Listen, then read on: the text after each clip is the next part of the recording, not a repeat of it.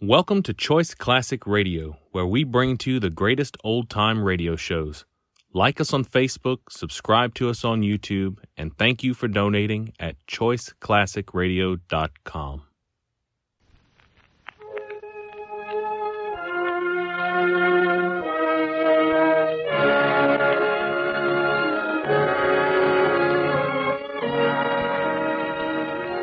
The makers of Campbell Soups present the Campbell Playhouse.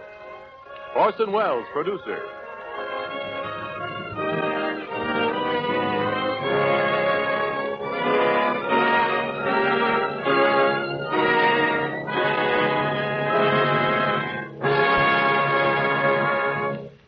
Good evening. This is Orson Welles. Our offering tonight, the celebrated dinner at 8, is, among other things, an object lesson for the overwhelming number of people who believe that dinner, preferably to be called supper, and primarily a meal to be eaten at the close of day for the purpose of sustenance against hunger, is to be shared, except on rare occasions, only with the members of their intimate family. George S. Kaufman and Edna Ferber, however, setting their play in the semi-rarefied atmosphere of the semi-upper circles of New York society, have preferred to deal with dinner as an almost unimportant part of a weird social proceeding that has come to be known as a dinner party. Actually, we're never shown the dinner in Dinner at 8. But we are shown the highly involved maneuverings necessary to bring the Dinner at 8 dinner party into existence, along with the colorful incidents and the intertwining lives of those who finally participate in it, including Mr. Larry Renault, the once so great film star who made the greatest appearance of his life in the long run by not appearing at all at the dinner party at which he would have been at least a featured player. Our guest stars tonight are three: Marjorie Rambeau, Hedda Hopper, and Lucille Ball. Miss Hopper, of course, was a distinguished actress before ever she branched out into her present combination career of acting and columning. Miss Lucille Ball is the beautiful and talented young lady whose position in Hollywood is becoming increasingly more important. And Marjorie Rambeau, certainly one of the first talents of the theater, is now carving out for herself a new career in motion pictures, recently cemented by her thoroughly brilliant performance in Primrose Path. But before tonight's story, Dinner at 8, Mr. Ernest Chappell has a seasonal reminder for the ladies. Mr. Chappell. Thank you, Orson Welles. And that reminder is this: whether you at your house have dinner at 8 or supper at 6, I hope you're not forgetting the good health rule: hot soup for cold days. Certainly these February days are real soup weather. Then there's just nothing more heartwarming than piping hot plates of vegetable soup, the good old-fashioned homey kind. Now, Campbell's vegetable soup is just that kind, and that's why more and more women are giving up making vegetable soup and turning to Campbell's. You see, you can tell instantly that Campbell's vegetable soup is made the good old-fashioned home way. You can tell it in the deep flavor of the rich, slow-simmered beef stock. You can tell it in the taste of the garden vegetables, 15 different vegetables all told. And most of all, you can tell it by the way everybody all around the table enjoys this stout, nourishing vegetable soup of Campbell's. So my cold weather reminder is this: serve Campbell's vegetable soup just once, and I believe your family will enjoy it so much that they'll suggest you let Campbell's make your vegetable soup for you from then on. You will try it, won't you? And now, Orson Welles in Dinner at 8 with Hedda Hopper, Marjorie Rambeau, and Lucille Ball. Hello? Is this Dr. Talbot's home? This is Miss Jordan, Miss Oliver Jordan. Oh, hello, Lucy. This is Millicent. How are you, darling? Listen, Lucy, dear, I'm giving a little dinner for Lord and Lady Ferncliff. You know they're on here from England. I want you and the doctor to come. A week from tonight, Friday. I'm only asking a few people whom I know they'd like. I'm inviting you informally like this because the time's so short, and anyway, it's only a small dinner. Yes, that's right. Friday the 23rd at 8 o'clock. Oh, that'll be fine. Goodbye. Oh, Gustav. Yes, madam. Mr. Jordan and I will be out to dinner. I don't know about Miss Paul. I'll have to ask her. Hello, darling. You're up early. Hey, Gustav, you must see that my coffee's warmer than this. Very good, madam. We could have had breakfast together if I'd known, unless you think people might talk. You'll be home early, won't you, dear? The way business is, I might just as well not leave home at all. Oh, Oliver, did I tell you I've got the Ferncliff? What? Lord and Lady Ferncliff, they get in this morning on the Aquitania. I sent them a radio last night, and they're coming to dinner Friday. Wasn't that bright of me? Yes, if you want the Ferncliffs. I know, just a small dinner. What do you think? 10's a nice number. Oh, fascinating number. Of course, it's terribly short notice. I thought I'd ask the Talbots, the Doctor and Lucy, the Ferncliffs, and you and I. That's 6. And your precious Carlotta Van... Carlotta? Would you like me to ask I her? haven't seen her since she came back. Now, let me see. I'll need just one more couple and an extra man. I think maybe Look here, dear. If you're looking for another couple, I wish you'd ask Dan Packard and his wife. Ask that woman to my house with the Ferncliffs? Millicent, dear, believe me, I wouldn't ask this if it weren't important to me. You know that. Packard's become a big man the last year or so. I don't want to go into details, but it's very important. Oh, Oliver. Morning. Good morning, What are you Paula. doing lolling about in boudoirs? What's become of the shipping business? Yeah, what I won't be indeed. home for dinner, Mother. Paula, what about this afternoon? I've got to go to the office. Paula, where will we meet? Millicent, you will invite the Packards, won't you? Oh, well, if it's as important as you say. Believe me, it is. Oh, well. Thanks. Drop you, Paula? Walking. Paula? Yes, Mother.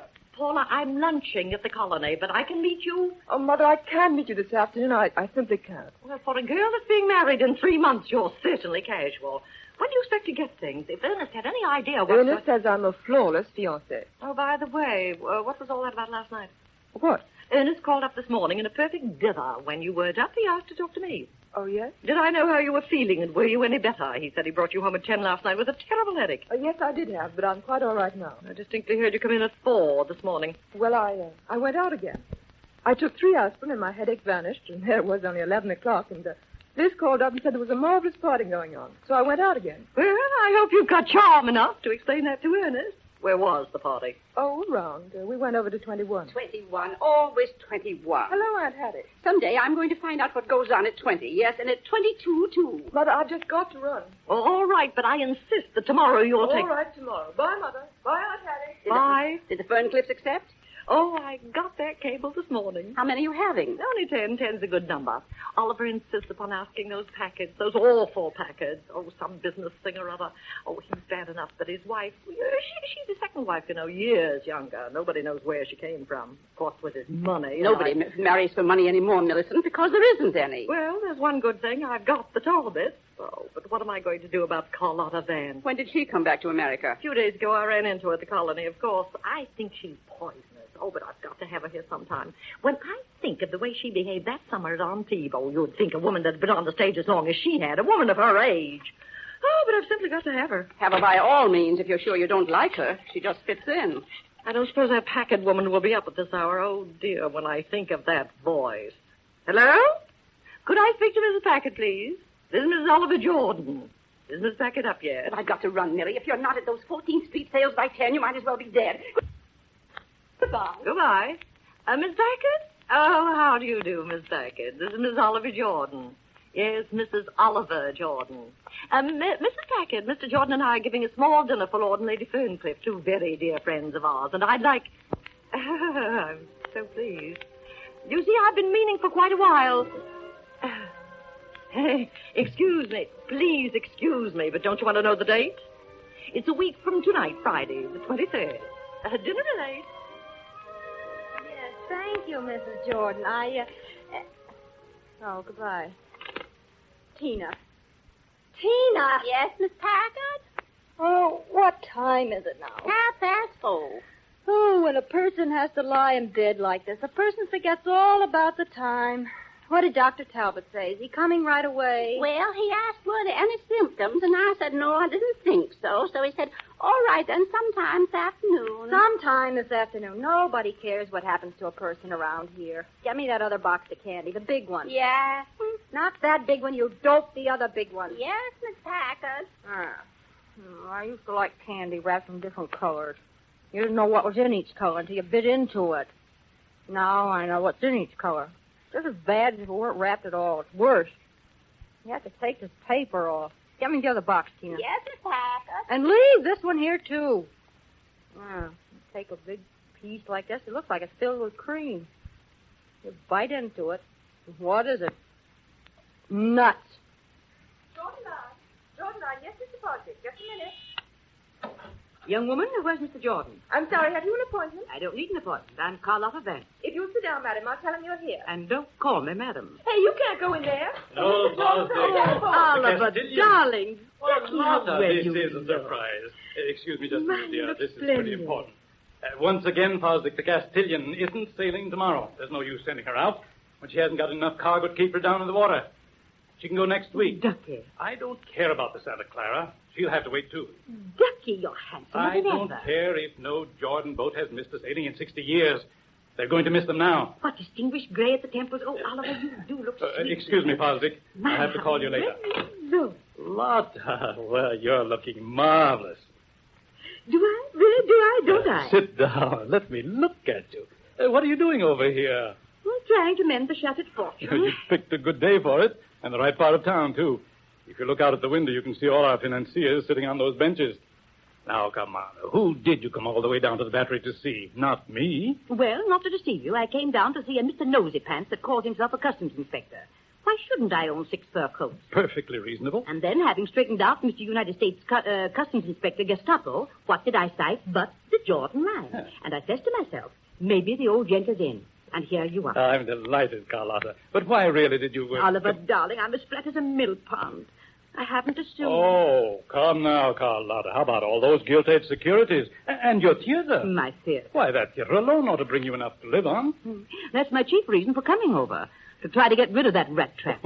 Well, what's the matter with it? May I take you for a stroll down 42nd Street and a little look at the Carlotta Vance Theater? It's between the Flea Circus and a Chili Bowl. It's had 6 weeks of booking in the last 2 years. Special matinees of a Greek actress named Maria Coriopedes playing Sophocles, How Are You, in the original Greek.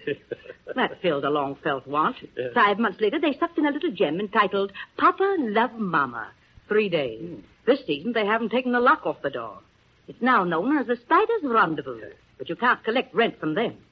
You know, when he gave me that theater, I thought it was a pretty magnificent thing of the old boy. I wish now I'd taken a sandwich. Oh, now, Carlotta, you always exaggerate. I'll bet you're just rolling in wealth. The kind of wealth that I have, that isn't worth a nickel today. What have I got? Railroad, oil, cotton? That's what they gave you in my day. I could only take what they had. Well, I wish there was something I could do to straighten your tangle out for you. I don't think any of my friends need a theater now. But as far as your stocks are concerned, those things are certainly good. So's your Jordan stock. You're not thinking of selling that? Well, I don't know. Should I? Much rather you wouldn't just at this time. We've been hit as everybody else has. If you sold it now, I'm afraid you wouldn't get what it's worth. Well, I'd expect to do something on it. You wouldn't want to buy it back yourself, would you? I'd like to, but it'd be pretty difficult just now. Well, I've always thought of you as having all the money in the world. Yeah, I thought so, too, for a few years. Why, when I was a young man... You were so sweet, dear Oliver, and so serious and respectable. I was very fond of you, dear. I was very much in love with you, Carlotta. I was something, wasn't I? Remember, they named everything after me. Cigars, racehorses, perfume, battleships. I'll never forget the day you were 21, Oliver, and you asked me to marry you. What a young fool you must have thought me. I thought it was sweet of you. I even went home and wept a little. They didn't often ask me to marry them. Yes? Mr. Packard is here now, Mr. Jordan. Oh, send him right in. You won't mind, Carlotta. Dan Packard, quite a fellow. Big Western stuff. Used to be a miner. Oh, I'm just going. What's no elevator? That's birdcage. Hey, Jordan, what kind of a... I beg your pardon. Lotta, this is Dan Packard, Miss Carlotta Vance. How do you do? Carlotta Vance. Wait a minute. You don't... Well, I knew you. I saw you, Yes, I know. I know what you're going to say. You saw me when you were a little boy. Well, I say you're a liar. Way back when I was a punk in Montana, a bunch of us rode 40 miles into Butte just to see you. Something's Opera House. What was that piece you was in? You wore pants, I remember. Yes, well, we had to have something more than just talent to be an actress in those days. Nice to have seen you, Mr. Packard. I'll be running along before you remember seeing me in a bath. I'll call you, Carlotta. Look here, you're dining with us next week. Friday, isn't it? Am I? Of course you are. So are you, Dan. But I'll see you before that, Carlotta. All righto. Goodbye. Goodbye, Lochinvar. What'd she call me? Sit down, Dan. How have you been? I can only stay a minute. I'm running down to Washington at 5:30. Got to drop up home, pick up a bag. Bunch of us going down. The president needs a little straightening out, looks like. Dan, the reason I asked you to come in, I want to put up something to you. Sure, go right ahead. It's about the Jordan line. We find ourselves facing, it's like this. Go on. What's bothering you? Kind of up against it? Well, you probably know about our business. We're strictly freight carriers. New York, Southern Coast, Havana, Port-au-Prince. I needn't tell you what's happened to trade down there. Of course, it isn't going to last forever. But what I want to know is, if it does take a little longer than we figure, would you be in a position, you and your associates, to tide us over? I'll tell you the truth, Jordan. I don't think you got much to offer. Best thing you Now, can just do... a minute, Packard. The Jordan line is one of the best known in the shipping world. I know Our that. boats have traveled the ocean for a century. We started with clipper ships, and we're not going to stop now. I'll tell you what I'll do. You get together some figures on this thing. Can you do that? Balance sheets, assets, total tonnage, what the boats cost when built, list the stockholders. How about that? Pretty widely held? No, it's held quite closely. Half a dozen people in all. Well, let me have a list of them. All right. You understand, Packard. This is confidential. Sure. I just want a list. And it's got to be... You give me that dope, and I'll let you have an answer in 48 hours. That's very kind of you. I'll do what I can for you, Jordan. Everything I can. So long.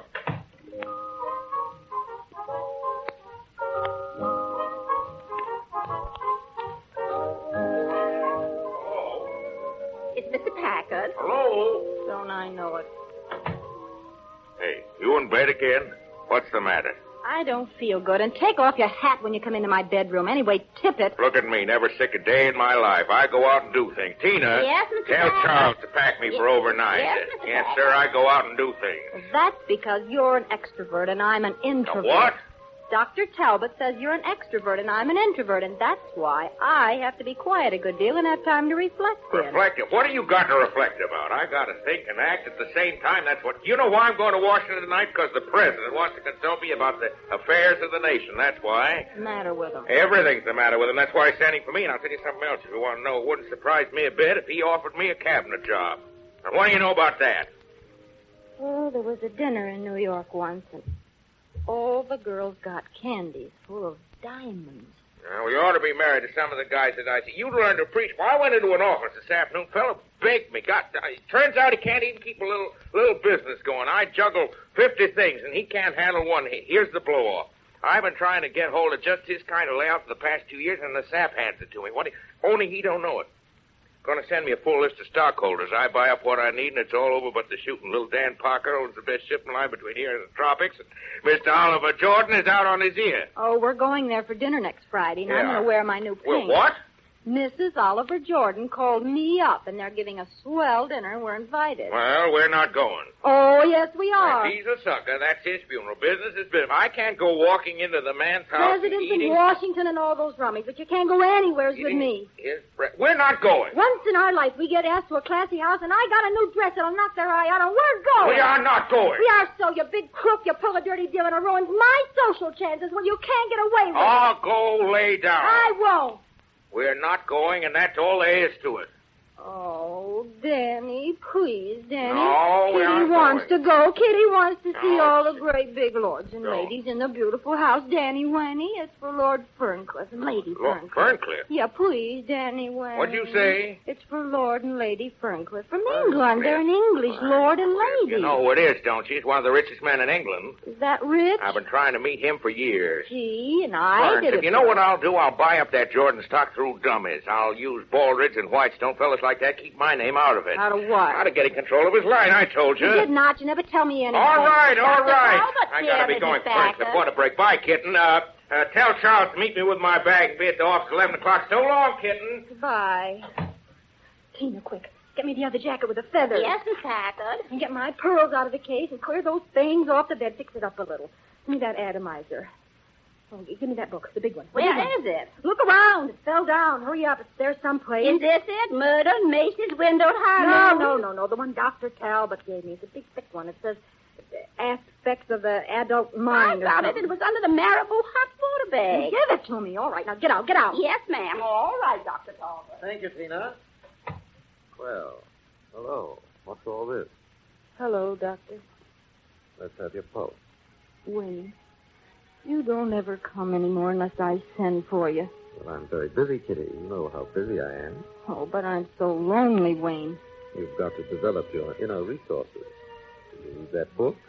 I tried, but just to read, a girl could go crazy.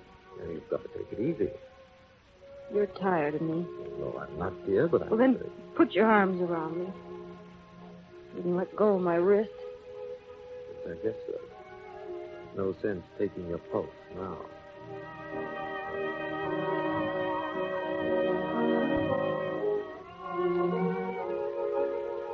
Nonsense, Hattie. A cup of tea will be good for you. And me, too.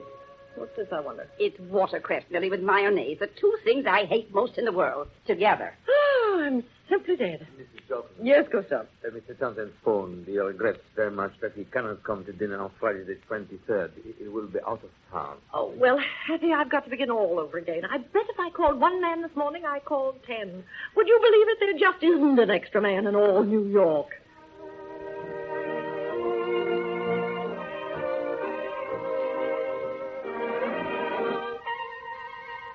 Wait a minute. Oh, it's you. Who'd you expect? The Chase National Bank? You're pretty fresh for a bellboy. Where have you been so long? I come as quick as I could. You're so particular with that 20-year-old stuff, I had to go several places. Hey, wait a minute. Where's my change? I told you I had to go to a new place. Cost $half more. Who told you to go to a new place? Nobody did. And you can go out and buy your own liquor from now on. Excuse me, miss. Oh. Hello, Miss Jordan. Close the door, boy. Okay. Right you are, Mr. Reynolds.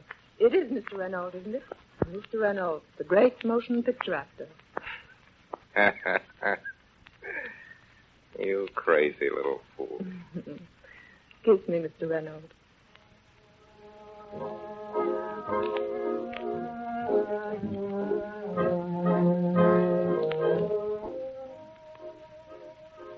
Now, Hattie, who can I get? Oh, I'd love to have somebody exciting. That is, if it'd fit in with the Ferncliffs. Nothing exciting fits in with the Ferncliffs. Get somebody that'll go with Carlotta. Give her a little fun. Get her an actor or something. An actor? Let me see. I know, a movie star. Oh, I don't know any movie stars. What about Larry Renault? Was he still in town? He was yesterday. How do you know? I read it in Lenny Lyons' column. Oh, it's a marvelous idea. We met him 3 years ago in On TV. He was simply a sensation. I read 2 interviews with him yesterday. He was wearing a black moiré lounging robe with a white monogram, and he's staying at the Duo Plaza. I'll put him next to Carlotta and then give her Dr. Talbot on the other side. Yeah, see if you can get him first, and then let nature take its course.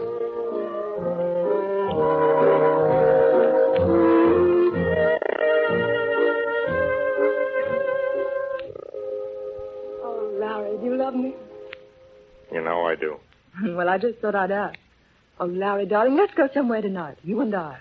Let's get a car and drive up the river and have dinner. Huh? You crazy little fool. Tonight's the night I'm having dinner at your mother's, don't you know that? Oh, Larry. You know, if she ever finds out I know you... Oh, Larry, don't go. I have to. Larry, What? will you promise me something? What? Don't drink tonight. At Mother's. Now, Paula, don't get maternal. I know, but I want them to see you at your best. A man can take a drink or two and That's still... just it, Larry. If you take one, you'll always take another. No, and then... stop it, Paul. I won't All have right, you... my darling. Don't let's quarrel. Please don't let's. What about the play? Larry, when do you start Right. rehearsal? Monday? I think so. I just had a call from Max Kane. He's coming right over. I suppose everything's settled. You have a drink? No. Well, here's to us. Yeah, I suppose the show's all right. Max seems to think so anyway. You know how these agents are. They run you practically. He may be right, a season in the legitimate before I go back to pictures.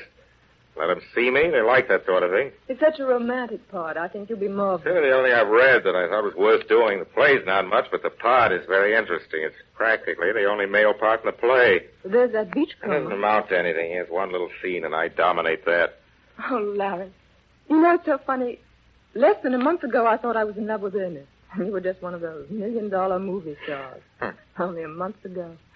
But that was another person. A very young person. Hey, Paula. Listen to me. I want to tell you something. I know. Ernest is just the sort of young man I ought to marry. That's right. You're the sort of girls are always warned against. Well, I don't care a hoot what people say. I know your life is different from mine. I know all the things you've been. I know all the times you've been married. And I'm still married. You think I could still love Ernest after all this? After all we've been to each other? Paula. Oh, Larry. You don't know anything about me. All right. Tell me you murdered a man in Alaska. That's what I mean. You're not even grown up. You're a kid of 19. You're 19, and I'm 40. Almost 40. Darling, I hate college boys. Oh, darling, it isn't your age. It's everything. You never know anything but Park Avenue and Butlers and Pierre's. That's not true. I've got a job. I go to work every day. It's the fashion to have a job in your crowd. You don't know what it means to be up against it, to be fighting him every second, to pull yourself up hand over hand and have him waiting up there with a knife to cut the rope. Well, I'm not through yet. I'll show them if they think I've finished. But, Larry, what's that got to do with it? What's that got to do with our love? Love. You want to know the truth? I love you. Yeah, as much as I can love any woman. But at my age, it isn't real love anymore. There's been too many. I've been in love 100 times.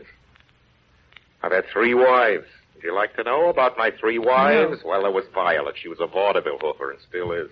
I bet she hasn't changed her act in 20 years. Rooming houses and dirty kimonos and fried egg sandwiches. It was that kind of a marriage. We used to fight like wildcats. And I broke into pictures and I left her. Then there was Edith. She was crazy about my profile, always talking about it. She was society. Goody like you, Paula. It's funny, I never thought of that before. Anyhow, we were happy for about 6 months. And Hollywood got her. Parties, drinks. Pretty rough in those days. And one night, you know the rest of it. On a car loan. Drunk. Over the cliff. You were really in love with her, weren't you, Larry? As for Diana, well, you know Diana. She's at the top of the heap now. She's the biggest draw of any woman in pictures. Ambitious. I never saw a woman like her. Anything to get on and knife me to get there. Always saying someday she'd be bigger than I was. And now, well, there they are, the 3 of them. Pretty picture, isn't it? I won't tell you about the others. They swarmed on me, every kind and age and description. Paula, listen to me. Larry, I love you. Don't you see that nothing else matters in the whole world? Paula, don't say that. Larry, it's no use. Nothing you can say will make any difference. Paula. I'm going to tell them now, tonight. Paula, you mustn't. I'm going to tell You everybody. can't do a thing like that. I won't let you understand. I won't let you smash up your I'll life. smash it up if I want What it to. amounts I'm going to. straight home and tell Mother and Dad. And tonight I'm going to tell Ernest. Ah, that's my agent, that Mac. Paula, I want you to promise No. me. Paula, you've got to promise My me. mind is made up, Larry. It's no use. All right. Hey, don't you ever get up? Ooh. You, know Mr. Kane, Miss Jordan? Oh, sure. How's the little lady? I'm splendid. You? Top of the bottle. I'll telephone you, Larry, later. Please think of what I said. Am I buttoning? No, I was just saying goodbye. Pearls in your oysters. Goodbye, Larry. Goodbye. Well, how's the great profile? Been out today or just sticking around here? No, I wasn't feeling well. I slept kind of late on the way out to dinner. What's that straight whiskey you're drinking? Cocktail? If you want to call it that. All right, no offense. It's none of my business. Only why didn't you go up to McDermott's and get a workout every day? I'm all right. Take some of that blubber off Once you. I get into rehearsal, I'll get in shape. Yeah, just keep on with the drinks that size. That'll fix you. What's up, you see, Bauman? I thought maybe he might come up with you. Bauman? No, he didn't come up. Look, Larry, I got a little disappointing news for you, kind of. What's the matter? Well, I go in there this afternoon. He's sitting there. A face like a gargoyle. I start talking to him about the play, and what does he do? He says he's got to go south next month. He's sick. He can't do the play. Well, he's got to do it. Everything's settled. Well, it was talked over, but it wasn't really. You see, Larry, unless you got it down in black and What are white... you talking about? Well, and then sometimes Well, that's... take it away from me. He's not the only producer, the cheap crook. Oh, sure. Bauman's no good. That's right. That's how we got where he is. But look, that ain't the point. What does he do? He goes and turns the play over to Joe Stengel. Joe Stengel. Yeah. Stengel, I think. Well, they like the idea of going with Stengel, you know, Max. They tell me he's quite a character. Yeah. He understands I'm to be starred, of course, and then Well, that's just it. What? Look, Larry, I don't want you to blame me for this. I've been plugging for you for months. What are you trying to tell me? Now, don't go up in the air about it, because there's sure to be something You else. mean I'm out, you double...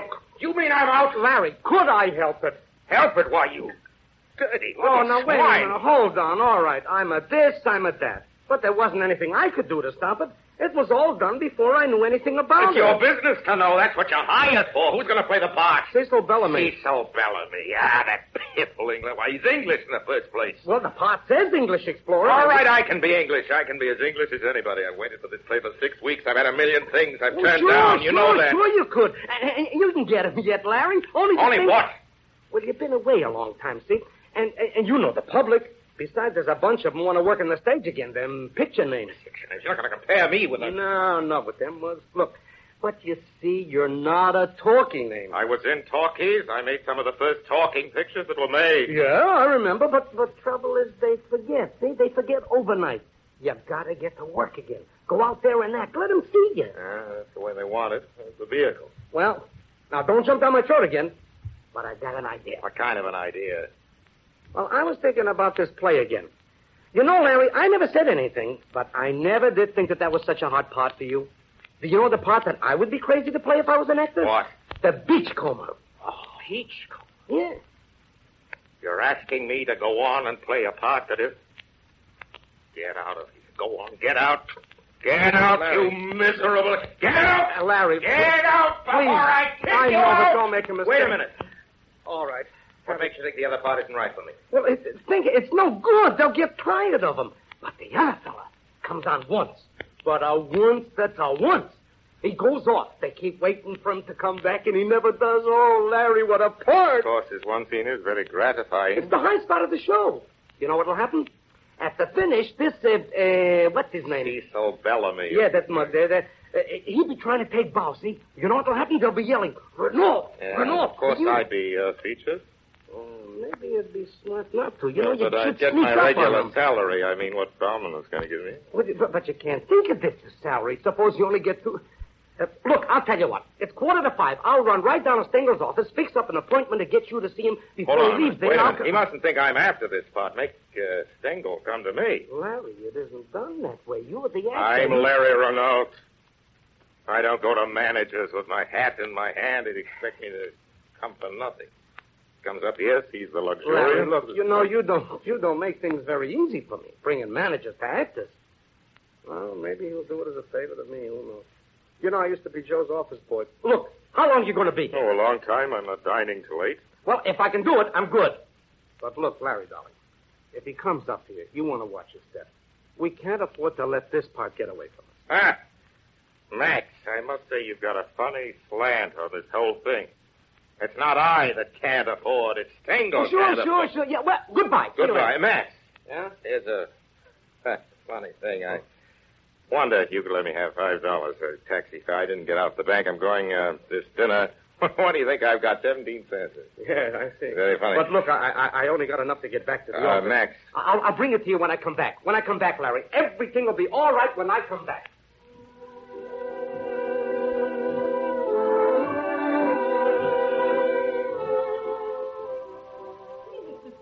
Carlotta, dear. I just popped in. I thought Oliver might be home. Well, if there's anything I could tell him for you. No, it's business. These just came, madame. Oh, how lovely. Talisman roses, Carlotta. Exquisite. It's my favorite rose. Aren't you going to read the card? That's more important than the flowers, I always think. From the Ferncliffs. Lord and Lady Ferncliff. Oh, how thoughtful of them. Not Stinky. Flowers from Stinky? Stinky? Yes, Stinky Ferncliff. All his friends call him Stinky. Oh, I didn't know you even knew them.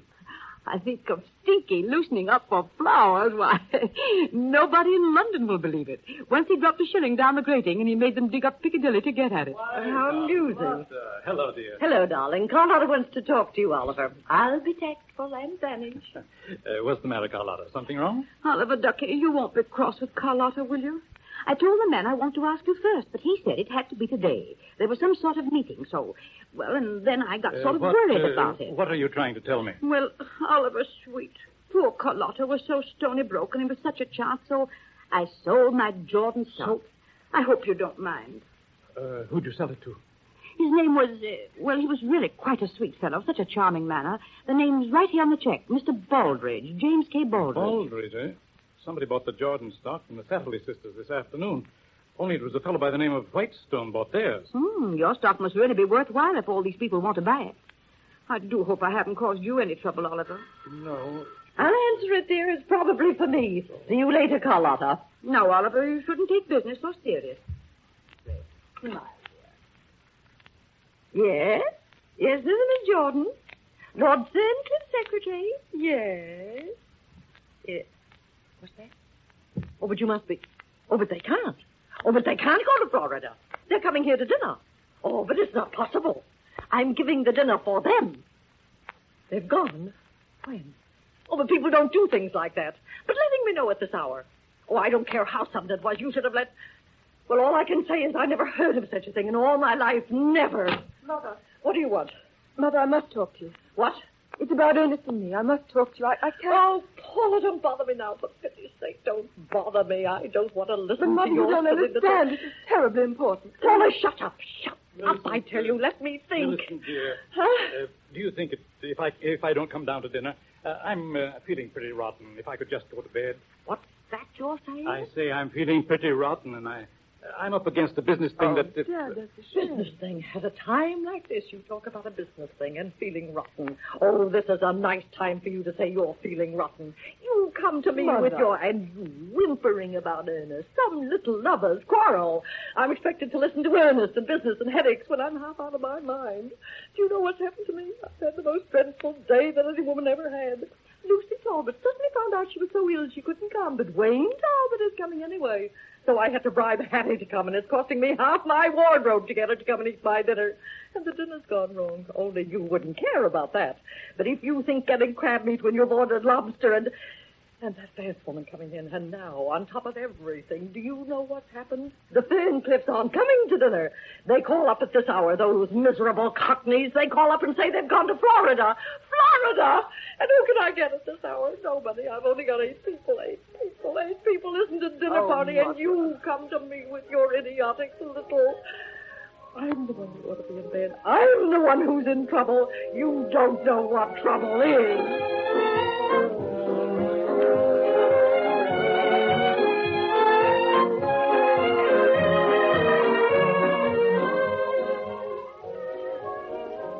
You are listening to Orson Welles in the Campbell Playhouse presentation of Dinner at 8 with Hedda Hopper, Marjorie Rambeau, and Lucille Ball. This is the Columbia Broadcasting System.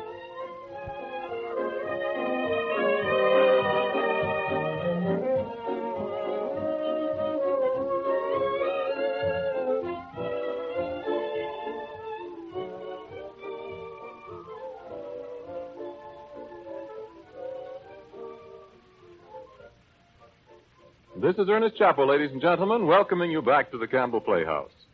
In a moment, we will resume our presentation of Dinner at 8. See that your child gets a quart of milk a day. So counsels the doctor.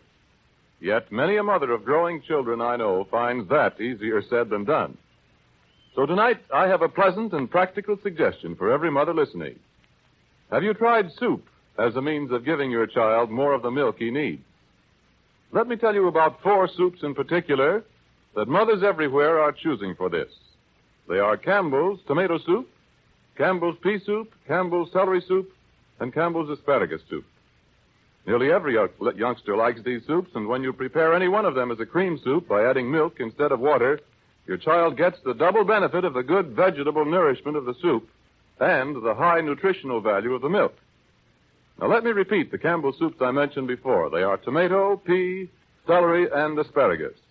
I wish I had the time to describe each soup to you, but I urge you to serve them in turn and find out for yourself how good they are for both the children and the grown-ups in your family, especially when prepared with milk. And now, Orson Welles resumes our Campbell Playhouse presentation of Dinner at 8 with Hedda Hopper, Marjorie Rambeau, and Lucille Ball. Hello? What time is it? Time! What time is it? 7:45. Thank you.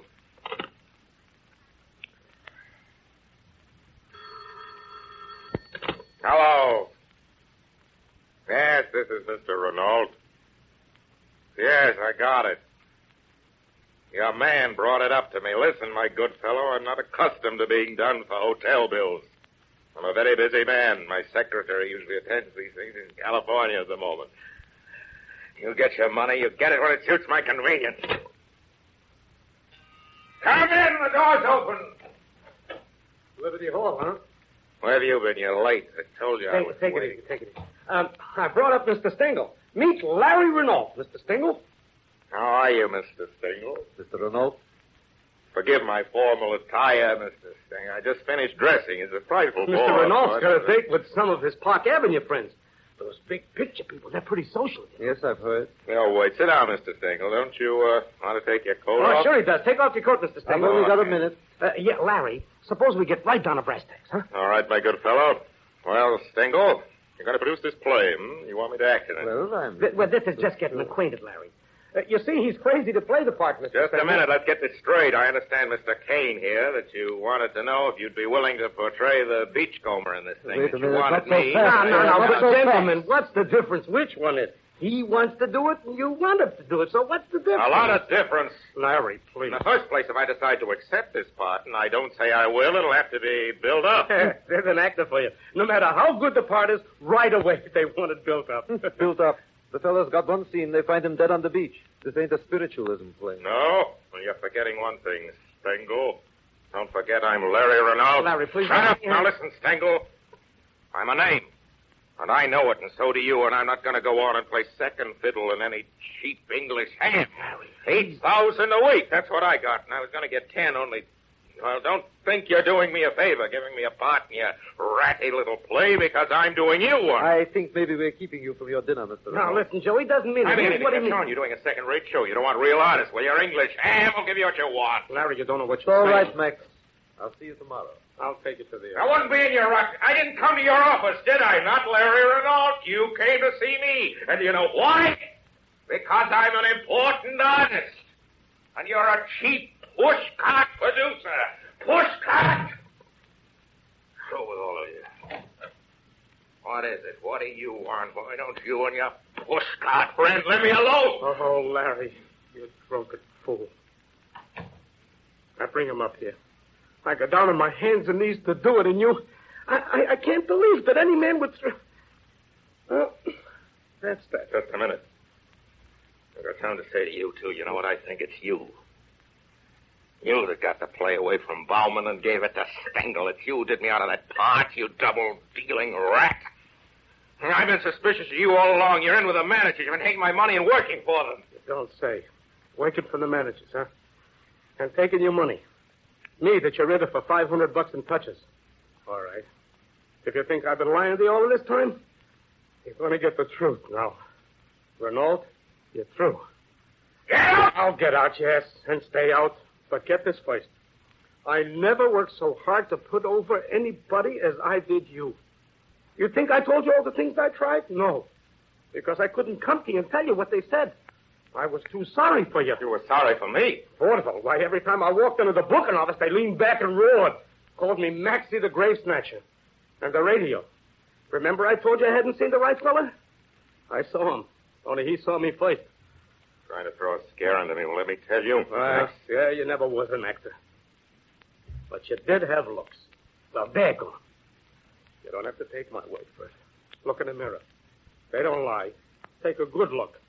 Look at those pouches under your eyes. Take a look at those creases. You got wattles under your chin. You sagged like an old woman. Get a load of yourself. What's the matter? Afraid? You ain't seen nothing yet. Wait till you start tramping around the offices looking for a job. No agent will handle you. Wait till you start sitting in anterooms hours and hours, giving your name to office boys who never heard of you. Get through, Renault. Get through in pictures and plays and vaudeville and radio and everything. You're a corpse and you don't know it. Go get yourself buried.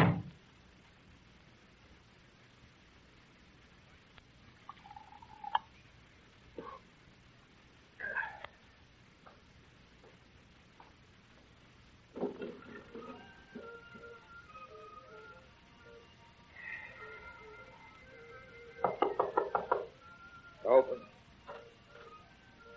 Well? Brought back everything you gave me. Nobody wants the What? Why, that's impossible. That gold and silver, the association value. All right, you take them out. I went every pawn shop on 6th Avenue. You little liar. You never took them anyplace. Say, who you calling a liar? What do I get out of all this? You down and out ham? Filthy little rat. How dare you talk to me like that? Okay. Oh, no, wait a minute. I didn't mean that, son. I didn't mean to call you. Sorry. Listen, son, I've got to have some liquor. I'm sick. You lay it out for me, and I'll pay it back to you. What kind of sucker do you think I've got to have it. I'll pay you back. Pay you back tomorrow. Nah, you won't be here tomorrow. What? You heard me. Hey, you look swell sleeping in the park in that monkey suit.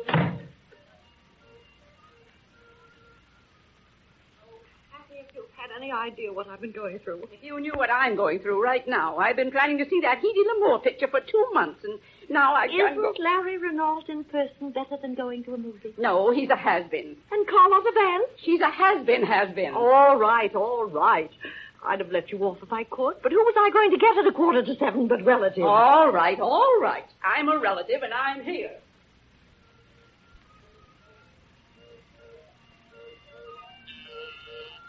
Who's that? How do you do, Mr. Renault? How do you do? Mr. Renault, the hotel finds itself in an awkward predicament. We've just had a communication from some very old clients of ours, Mr. and Mrs. Sherman Montgomery. Possibly you know them. They've been making this their home for many years, every winter, and have always occupied this particular suite, 39C. Well, you know how people are. Nothing will do but these rooms. They say it's like home to them. Now, we've just been notified that they're coming in tomorrow. Tomorrow, just like that. Tomorrow. So, under the circumstances, I'm afraid we must ask you for these rooms. Oh? Well, what other rooms have you got for me? Well, that's just the trouble. There isn't any place we can put you. There isn't anything that isn't taken. You know, old customers. That's all right, sir. Funny, I was about to tell your office. I was leaving friends of mine from Palm Beach. Private car. When do you want me to get out? Oh, no hurry. Shall we say tomorrow morning? All right. We'd be very glad to have one of our people come in and pack your things That's tonight. all right. You're probably pretty busy. Then I'll tend to it. Well, shall we say noon tomorrow then, Mr. Renault? Yeah. Thank you very much. So sorry to have inconvenienced you in this way.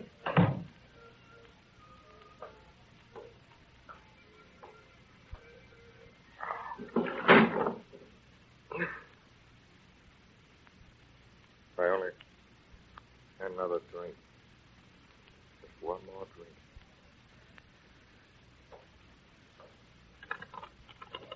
Hello. This is Mr. Lawrence Renault.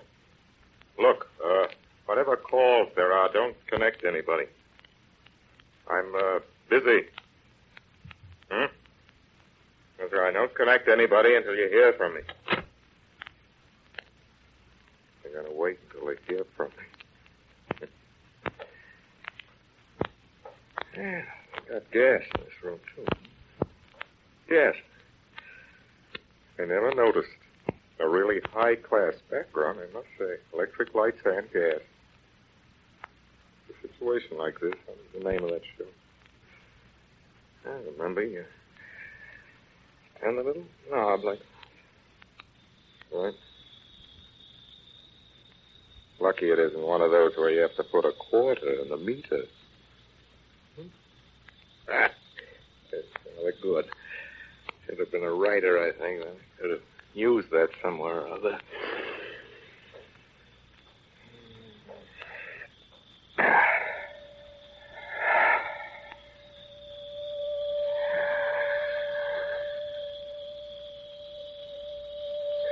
Guess I'll show him. Can't do this to me.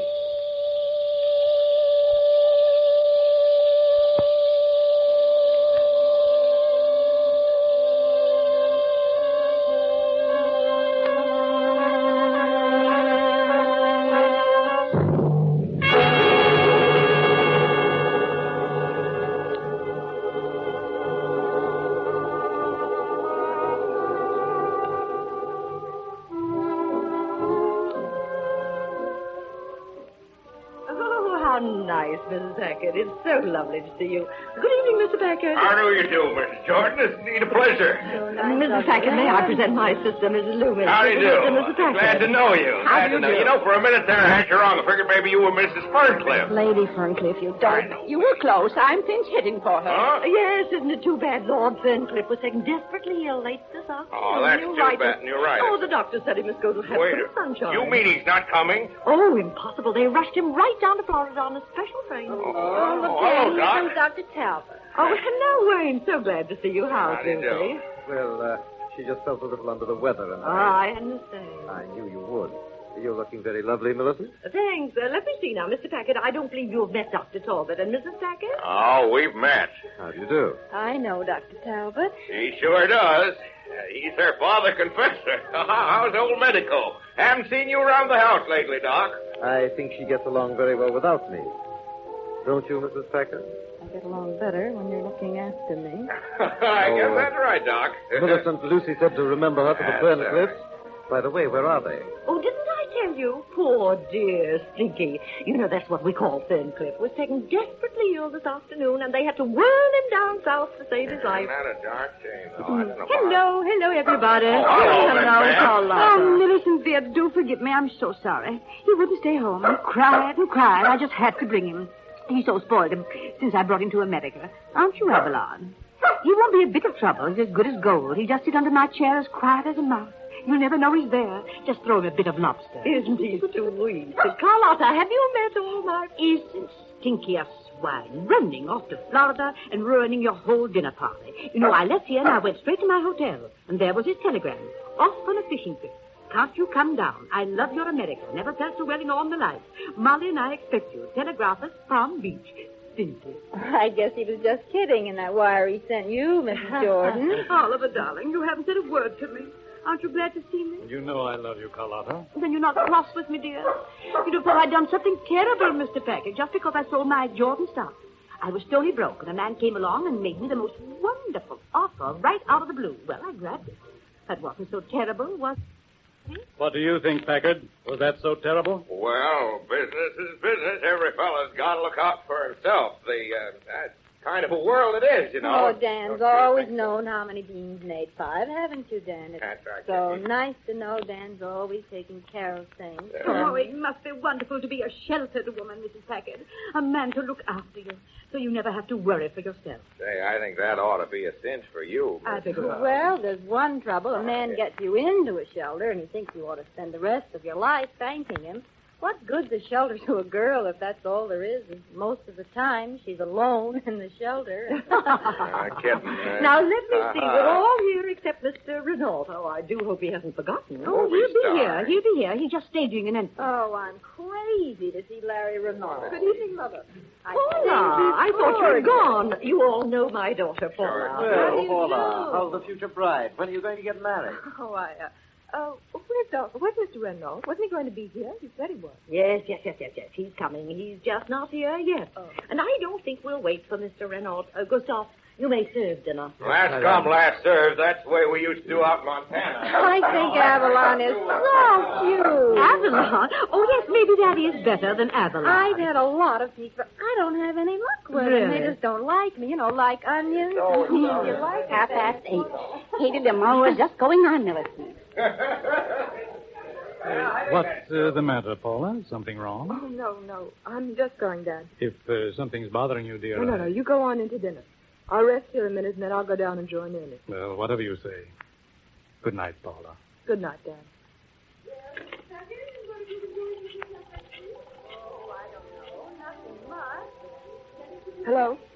Hello. Is this the Jewel Plaza? I want to talk to Mr. Larry Renault. Oh, sure. I go to all the shows. What's that? But I tell you, it's important. You've got to connect me. Oh, never mind my name. Just... What?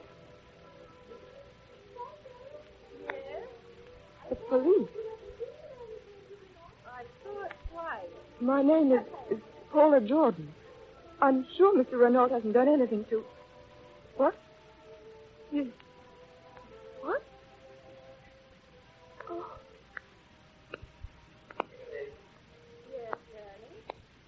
I just discovered that Dr. Talbot and I have something in common.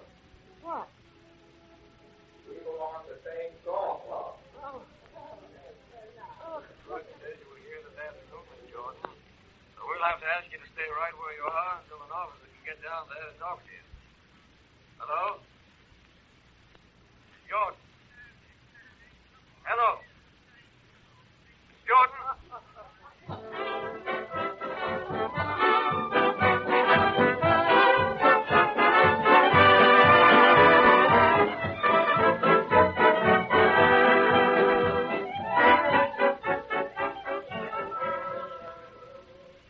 You have been listening to Orson Welles in the Campbell Playhouse presentation of Dinner at 8 with Hedda Hopper, Marjorie Rambeau, and Lucille Ball.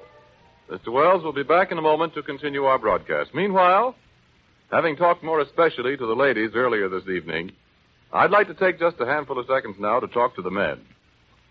After a hard day's work, there's something specially comforting and restful to a man in sitting down to an evening meal that includes a good plate of soup. Isn't that so? Somehow, soup warms and cheers you all the way down. Now, let's say it's a piping hot plateful of Campbell's vegetable soup. An inviting aroma drifts up from it that sharpens your appetite.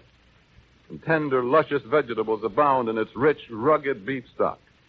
You dip your spoon again and again, and when you've finished the last delicious spoonful, you somehow feel that all's right with the world. Well, here's an evening well begun. And so, just a hint for you and for your wife. Wouldn't a plate of Campbell's vegetable soup taste good at, say, supper tomorrow night? And now, if you please, Mr. Wells.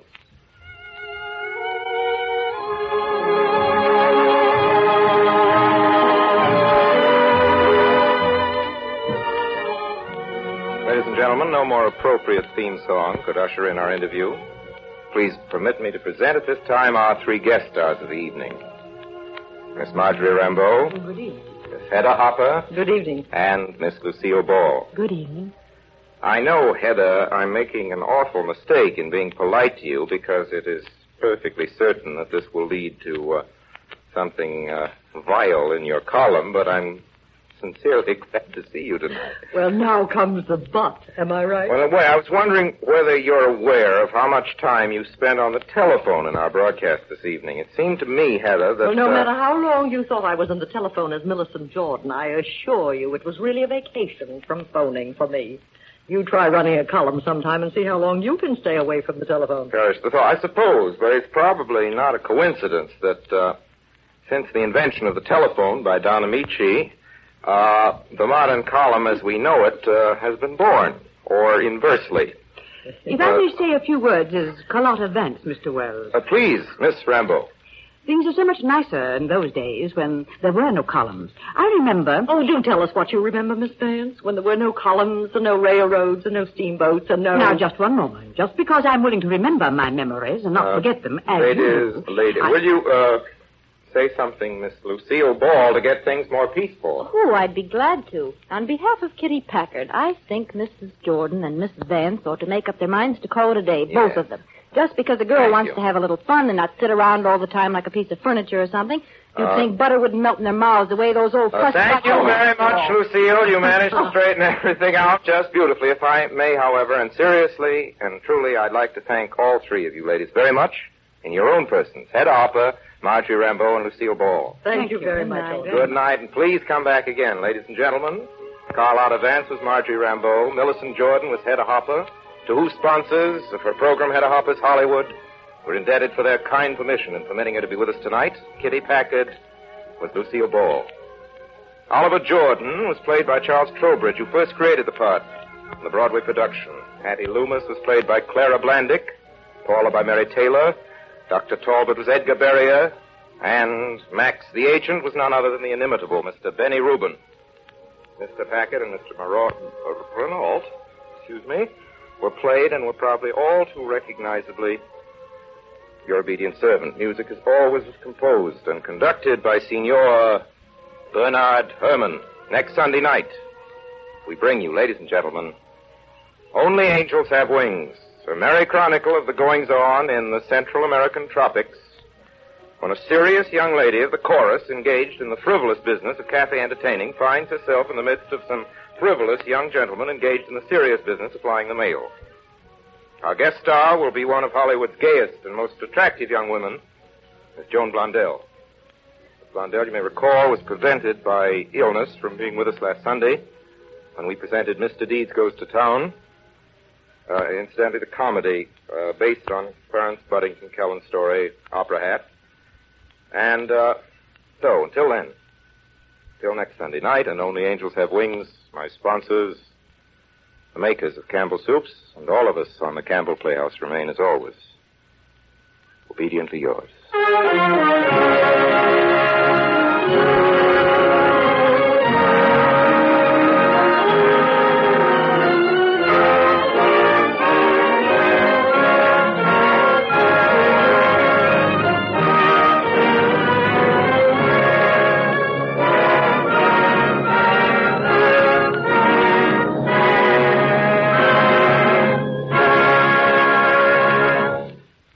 The makers of Campbell Soups join Orson Welles in inviting you to be with us in the Campbell Playhouse again next Sunday evening when we present the recent Columbia Pictures Corporation success, Only Angels Have Wings, with Miss Joan Blondell as our guest. In the meantime, if you've enjoyed tonight's Playhouse presentation, won't you tell your grocer so tomorrow when you order Campbell's vegetable soup? This is Ernest Chappell saying thank you and good night.